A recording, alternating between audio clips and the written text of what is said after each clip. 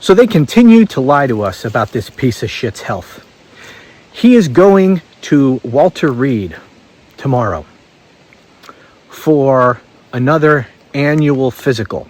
This is according to his chief propagandist, Caroline Levitt. She says that he is going to Walter Reed for just a regular annual physical.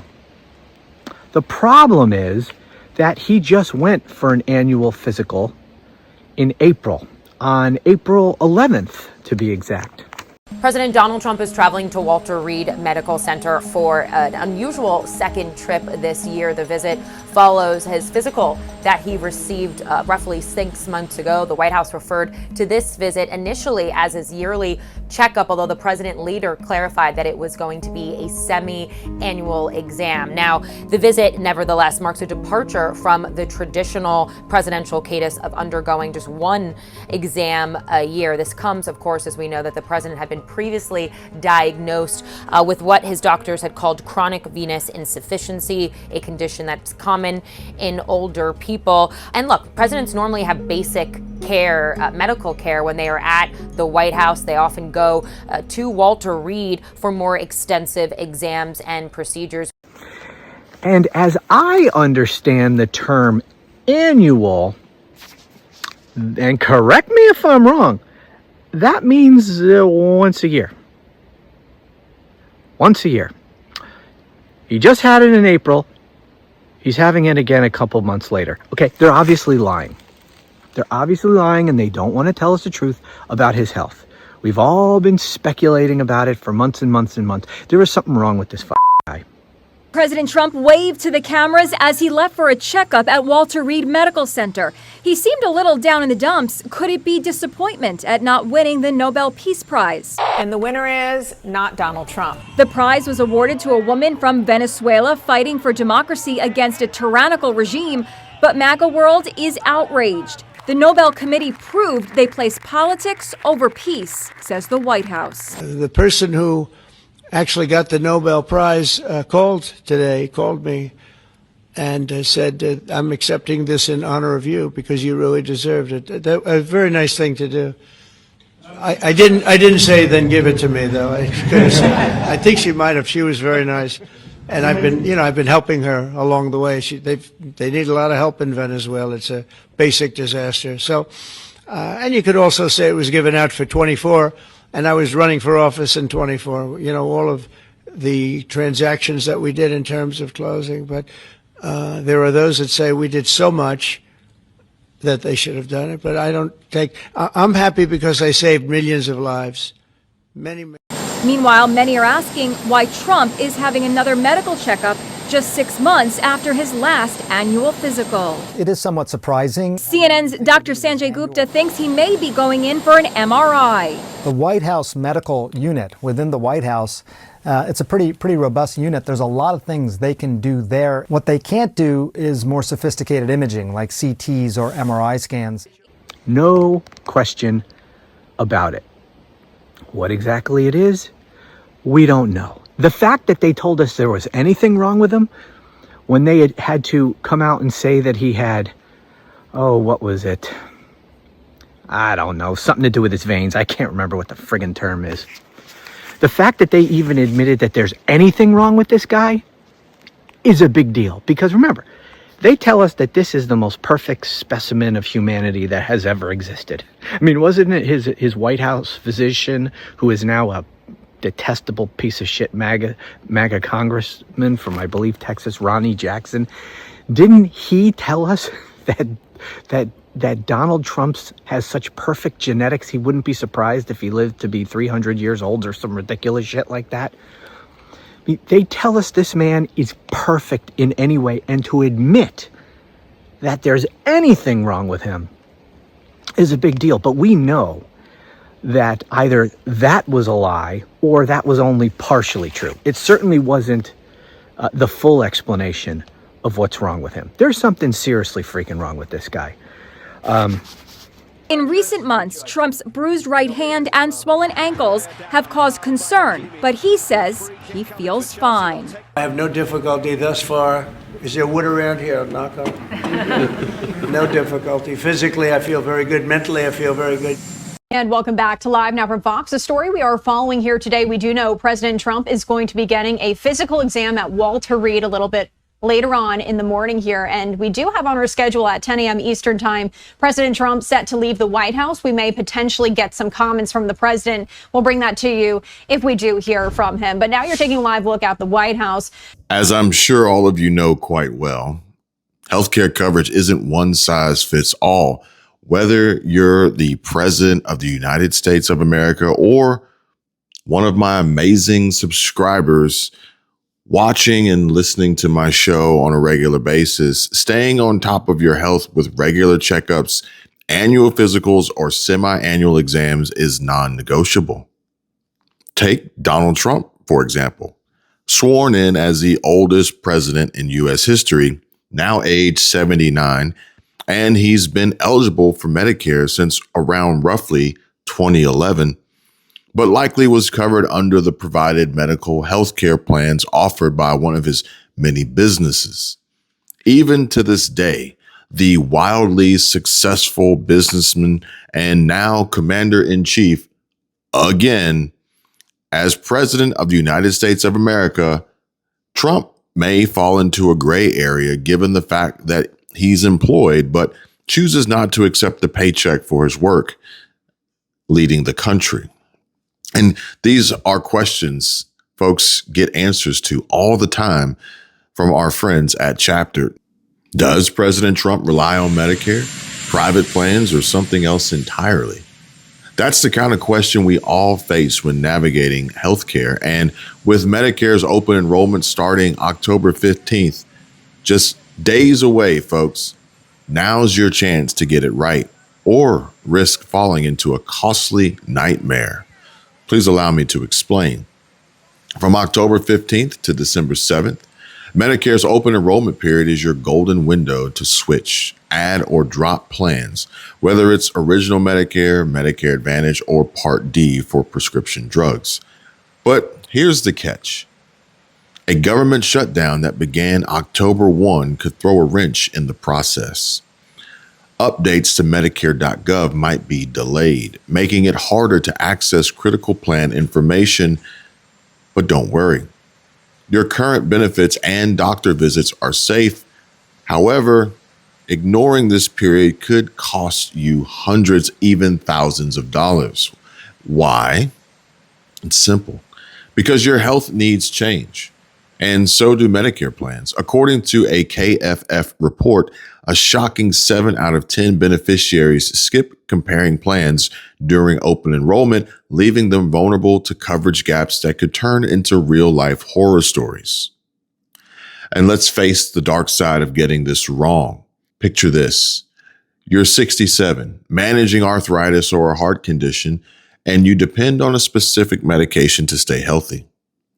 You didn't review your Part D plan during open enrollment, and on January 1, you discover your drug is no longer covered, or it's been moved to a much higher tier, costing you hundreds of dollars out of pocket. With the new $2,100 cap on Part D costs in 2026, insurers are shifting expensive drugs to pricier tiers, and deductibles could hit $615. The Medicare open enrollment period runs from October 15th to December 7th, and it's an important time for beneficiaries to review their benefits and their coverage.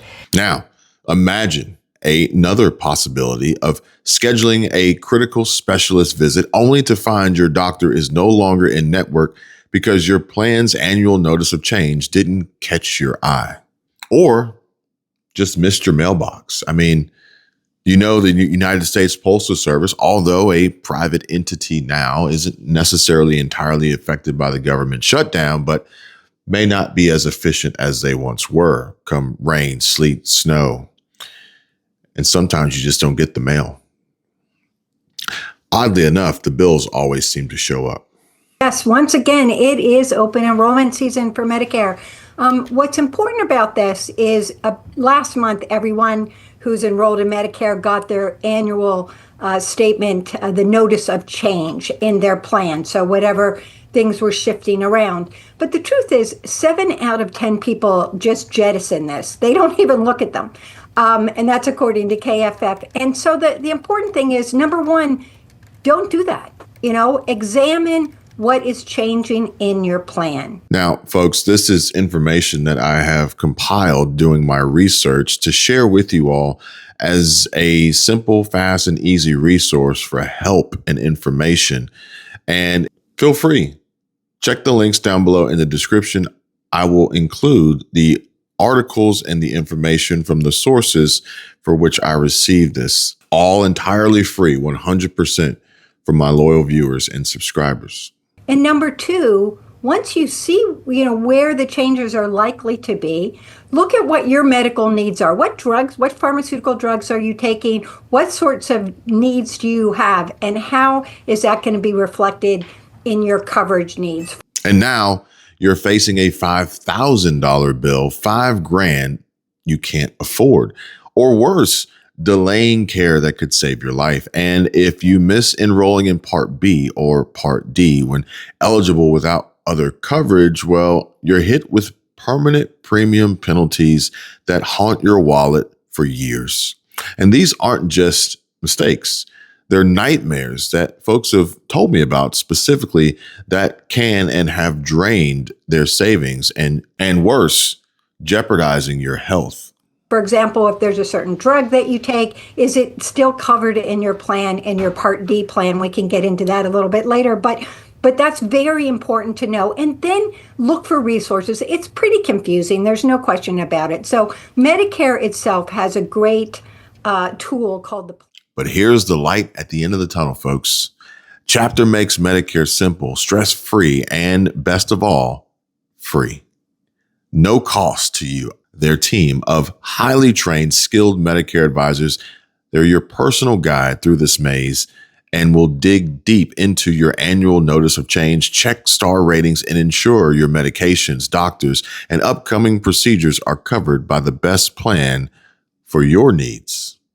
There's no one size fits all, folks. Plan Finder. And it's a great way you can go there. They've just spiffed it up again recently. And so it's a good place to compare plans and make sure that your needs are covered there. Also, the Medicare Rights Center has a hotline that can help you. There are other resources as well, but really don't ignore it this year. This is really important. There are a lot of changes this year, and healthcare costs keep going up, so it's important to stay on top of it. Whether it's navigating the new Part D changes, avoiding surprise deductibles, or switching between Medicare Advantage and Original Medicare, Chapter's team of advisors have you covered.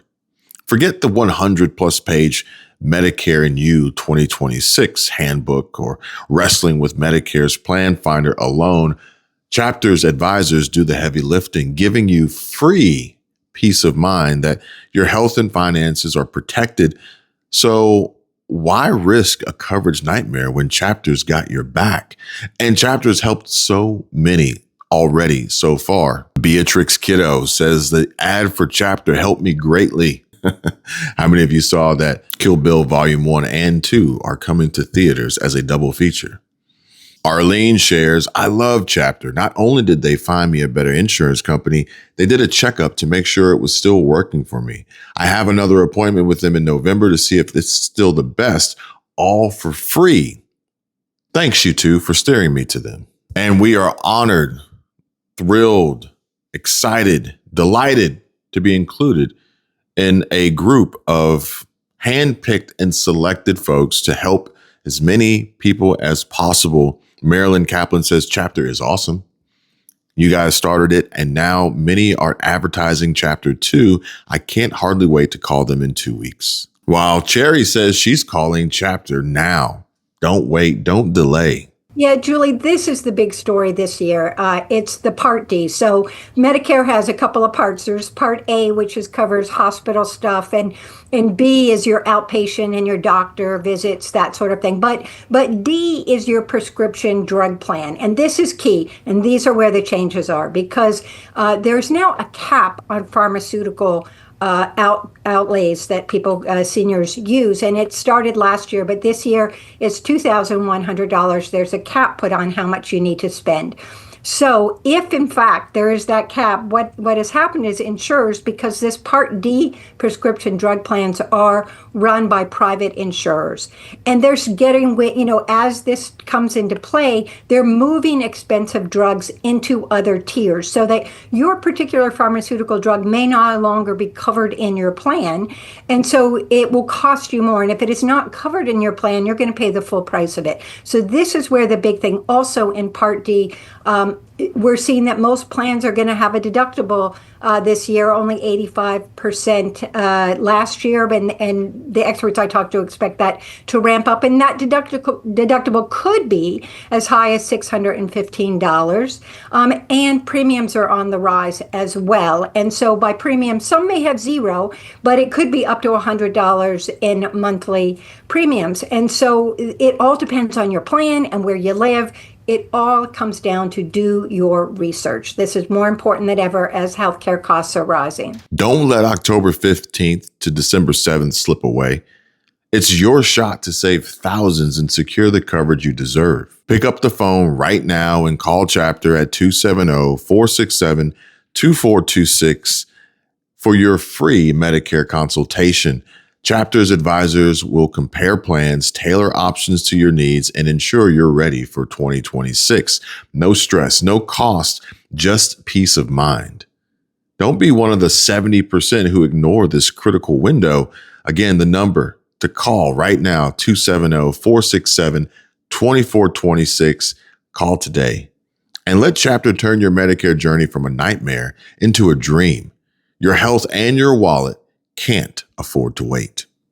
So once again, if you are just joining us, President Trump undergoing what he has described as a semi-annual physical at Walter Reed National Military Medical Center today. The visit, which the White House announced earlier this week, it comes as President Trump is preparing to travel to the Middle East on the heels of a ceasefire deal in the Israel-Hamas war. White House Press Secretary Caroline Leavitt had described it as a routine yearly checkup, although President Trump had gotten his annual physical back in April. The White House declined to explain why he was getting a yearly checkup 6 months after his annual exam. But in discussion with reporters yesterday, President Trump said it was a semi-annual physical. President, I wanted to change gears just really quickly and ask you, you're going to Walter Reed tomorrow? What are you having done? And how are you feeling? I'm meeting with the troops, and I'm also going to do a sort of semi-annual physical, which I do. And I think I'm in great shape, but I'll let you know. But I have no difficulty thus far. Is there wood around here? I'll knock on.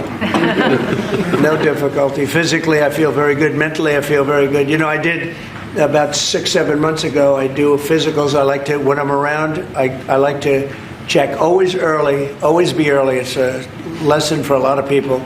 But I also did a cognitive exam, which is always very risky, because if I didn't do well, you'd be the first to be blaring it. And I had a perfect score. And one of the doctors said he's almost never seen a perfect score. I had a perfect score. I got the highest score. And that made me feel good. When they asked, would I like to do one? I said, yeah. I said, did Obama do it? No. Did Bush do it? No. Did Biden do it? I definitely did. Biden wouldn't have gotten the first 3 questions right. No, Biden didn't do it. Biden should have done it. I'm actually a person that believes that if you're president, you should do a cognitive exam. But last time I took a cognitive exam, and it was a perfect score. The doctors announced it. And by the way, not the easiest test. The first few questions are pretty easy. Once you get into the middle, it gets a little trickier. And there aren't a lot of people in this room that would get every single question right, I can guarantee you. You're putting me in a difficult spot now. Next. The president is scheduled to return to the White House after his visit to Walter Reed, which is located in Bethesda, Maryland. And his April physical found that he was fully fit to serve as commander-in-chief. The 3-page summary of the exam done by his doctor said President Trump had lost 20 pounds since a medical exam in June of 2020, and said Trump had an active lifestyle that, quote, continues to contribute significantly to the well-being of President Trump, who is 79 years old. Donald Trump is the oldest man to ever be sworn in as president of the United States. Yes, he is older than Joe Biden was when he assumed office.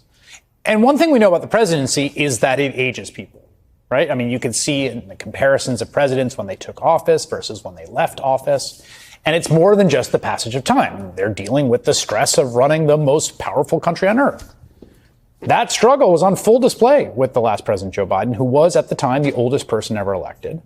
And Biden was ultimately forced to drop out of his reelection bid as a result. And then the country just turned around and elected a man who, again, broke the record for the oldest person to become president.